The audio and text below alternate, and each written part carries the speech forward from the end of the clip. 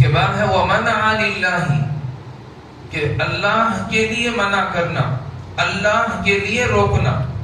جیسے مثال کے طور پر کوئی آدمی، دو دوست آپس میں مل گئے اور دونوں یہ فیصلہ کرتے ہیں، بچپن کے دوست ہیں، بچپن سے تعلق مضبوط ہے، اب یہ جوان ہو گئے، اس کے بعد وہ دوست اگر دوسرے دوست کو کہتا ہے کہ چلو فلاں جگہ تھیٹر لگا ہوا ہے، فلم ریلیز ہوا ہے، چلو فلم دیکھنے کے لیے وہاں چلے جائیں، اس وقت وہ دوست کہے کہ اے میرے دوست، اے میرے جانے جگر، کیا ہماری محبت صرف یہیں تک تھی کہ ہم اللہ کے لیے صرف دوستی کریں، جس چیز سے اللہ نے روکا اس سے ہم دور نہ ہوں.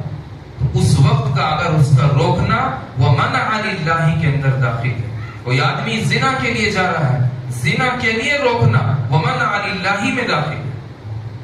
نماز کے لیے جا رہا ہے، نماز سے روک دینا یہ وَأَبْغَضَ لِلَّهِ میں، اور اس چیز سے روکنا کہ بھائی نماز کے لیے تم نہیں جا رہے ہو، چلو نماز کے لیے. یہ طریقے ہوتے ہیں.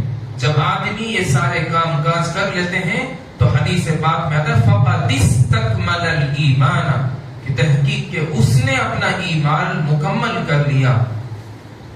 تو بھائیو، اللہ کو پانے کے لیے بہت ساری قربانیاں دینا پڑتا ہے، اور اللہ کو پانا بڑا آسان ہے. اللہ کو حاصل کرنا بہت آسان ہے بسبب انسان کے. انسان کو پانا، انسان کو سدھارنا، انسان کے سامنے جھکنا بڑا مشکل ہے. اللہ کے سامنے جھکنا، اللہ کے لیے دوستی کرنا بڑا آسان ہے. ہارون الرشید